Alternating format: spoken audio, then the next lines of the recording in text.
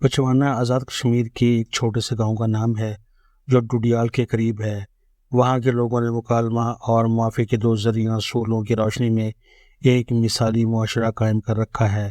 گاؤں میں مختلف مذہبی اور سیاسی مکاتب فکر کے لوگ آباد ہیں جو انسان کی عظمت کے نام پر آپس میں مکالمہ کرتے ہیں، اپنی غلطیوں اور کوتاہیوں کی معافی مانگتے ہیں اور کسی دوسرے سے غلطی ہو جائے تو اس کی معافی قبول کر لیتے ہیں۔ اس اصول کی وجہ سے نہ وہاں کوئی مقدمہ درج ہوتا ہے اور نہ مار کٹائی تک کبھی نوبت پہنچتی ہے۔ یہ ہے تو ایک چھوٹا سا گاؤں جو پاکستان کے دارال لفظ پے سے شروع ہوتا ہے، اور انہوں نے انسانی معاشرے میں امن کا حل دو میموں یعنی مکالمے اور معافی میں تلاش کر لیا ہے۔ کیا پاکستان پچوانا کی مثال پر عمل نہیں کر سکتا؟ ہم بھی مکالمے اور معافی کو اپنا لیں تو سیاسی اور سماجی بحران کا خاتمہ ہو سکتا ہے۔ مسلم روایت کی تین شاندار مثالیں صلح حدیبیہ، میثاق مدینہ اور فتح مکہ ہیں۔ ممتاز دانشور اشفاق احمد نے میرے ساتھ ایک انٹرویو میں صلح حدیبیہ کے بارے میں کہا کہ بظاہر یہ صلح مسلمانوں کے لیے سود مند نہیں بلکہ نقصان دہ لگتی تھی، مگر نتائج کے اعتبار سے اس صلح کا بہت فائدہ ہوا۔ میثاق مدینہ یہودیوں اور مسلمانوں کے درمیان مکالمے اور برداشت کی بنیاد پر اکٹھے رہنے کی دستاویز تھی۔ اس میں بھی جیو اور جینے دو کے اصول کو مد نظر رکھا گیا۔ فتح مکہ دنیا کی سب سے بڑی معافی تھی، جس میں قاتلوں اور سازشیوں کو پوچھا تک نہ گیا، حتیٰ کہ حضرت حمزہ رضی اللہ عنہ کا کلیجہ چبانے والی ہندہ بھی معاف ہو گئی۔ اگر مسلمان کفار یہودیوں اور منکرین کے ساتھ صلح صفائی اور معافی کے معاہدے کرتے رہے ہیں تو کیا اہل پاکستان ملک کی خاطر ایک دوسرے کو معاف نہیں کر سکتے؟ مکالمے کے ذریعے اپنے مسائل کا حل نہیں نکال سکتے؟ میرا خیال ہے کہ مسلم روشن روایات کو سامنے رکھیں تو مکالمے اور معافی کی بنیاد پر آگے بڑھا جا سکتا ہے۔ ہو سکتا ہے کہ معاہدہ کسی فریق کو صلح حدیبیہ کی طرح بظاہر سود مند نہ لگے، مگر آنے والے دنوں میں اس کا فائدہ اس فریق کو زیادہ ہوگا جو دوسروں کو رعایت دے گا۔ ماضی کے تجربات تو یہی بتاتے ہیں، انہی تجربات سے سیکھ کر مستقبل کی بنیاد رکھنی چاہیے۔ میں ان دنوں یورپ میں ہوں۔ ترقی یافتہ معاشروں میں جنگ، نفرت اور لڑائی مارکٹائی کے بجائے مکالمہ اور معافی کے اصولوں کو اپنا کر نئے راستے کھولے گئے ہیں۔ البتہ کوئی تشدد اور نفرت پر آمادہ ہو تو پھر ریاست، عدالت اور شہری اس کو سزا دینے پر تل جاتے ہیں۔ برطانیہ میں تھوڑا عرصہ پہلے نسلی فسادات کو ہوا دینے کی کوشش کی گئی تو ریاست نے فوری ایکشن لیا۔ وزیر اعظم خود مساجد میں گئے اور انتہا پسند گوروں کی سخت مذمت کی۔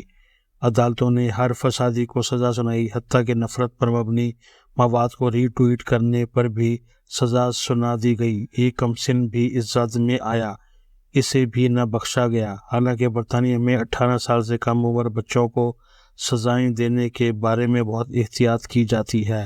اختلاف پر یہاں کوئی روک ٹوک نہیں، مذہب جو بھی ہو اسے مکمل آزادی ہے، مگر تشدد اور تخریب یہاں کی ریڈ لائن ہے۔ پاکستان کو بھی دنیا سے سیکھنا چاہیے۔ مکالمے اور معافی کو رواج دینے کے ساتھ ساتھ تشدد کو معاشرے سے خارج کرنے کے لیے ضروری ہے کہ اسے ریڈ لائن بنایا جائے۔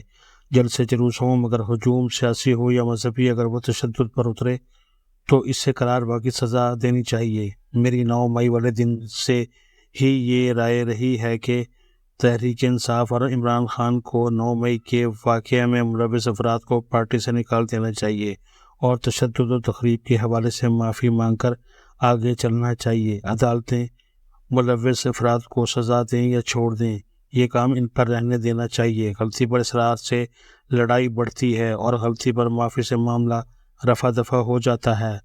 پاکستان سے دور بیٹھا کبھی کبھار خبروں پر نظر ڈالتا ہوں تو تشدد، تخریب بڑھتی ہوئی نظر آتی ہے۔ صدر زرداری، نواز شریف اور عمران خان تینوں ہاتھ پر ہاتھ دھرے بیٹھے ہیں۔ اپنی اناؤں سے باہر نکل کر گفت و شنید کا سلسلہ کیوں شروع نہیں کرتے؟ عمران خان اور ان کی جماعت کے حماد اظہروں اور مراد سعیدوں کو خونی انقلاب کے خواب سے نکل کر حقیقتوں کا ادراک کرنا ہوگا۔ باہر محفوظ جگہوں پر بیٹھے یوٹیوبرز کے دباؤ پر اگر پارٹی اپنی پالیسیاں بناتی رہی تو پھر اسے کبھی سیاسی کامیابی نہ ہوگی۔ آج یہ سب سے کامیاب اور پاپولر جماعت ہے، لیکن اگر انقلاب اور تشدد کا راستہ بنایا گیا تو یہ خفیہ مزاحمتی پارٹی میں تبدیل ہوتی جائے گی، جو کہ کسی بھی پاپولر سیاسی جماعت کے لیے اچھا راستہ نہیں ہوتا۔ موجودہ بحران میں تحریک انصاف کی سیکنڈ لائن لیڈرشپ بے بس نظر آتی ہے۔ ایک طرف وہ اپنے لیڈر عمران خان سے ہی خوف زدہ ہے اور شاید سچ بات اسے کہنے کا یارہ نہیں کہ کہیں وہ ناراض نہ ہو جائیں۔ دوسری طرف سوشل میڈیا کا جو بوتل جن تحریک انصاف کو اٹھاتا ہے، وہی جن تحریک انصاف کے لیے صلح، امن اور مفاہمت کے راستے بن کے بیٹھا ہے۔ حد تو یہ ہے کہ عمران خان کے مشورے سے جلسہ ملتوی کرنے پر سوشل میڈیا کے ان جنہوں نے اپنے ہی لیڈروں کو فوجی وردیاں پہنا کر یہ ثابت کرنے کی کوشش کی کہ یہ سب بکے ہوئے ہیں۔ خان صاحب کی سب سے متحرک بہن علیمہ خان اپنے ہی بھائی کے نامزد کردہ وزیر اعلیٰ گنڈا پور پر چڑھ دوڑی ہیں۔ ابھی تو روحانی مرشد بشرا عمران کا رد عمل دیکھنے والا ہوگا کہ وہ کس کس کو پارٹی کا غدار قرار دیتی ہیں۔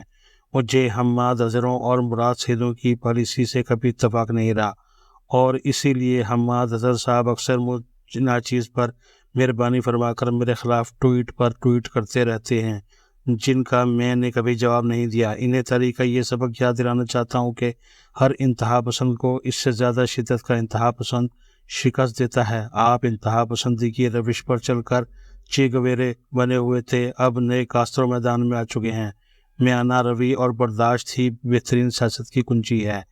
ہر ایک کو نیچا دکھانا، مذاق اڑانا، اپنے آپ کو سچا ثابت کرنا زیادہ دیر نہیں چلتا۔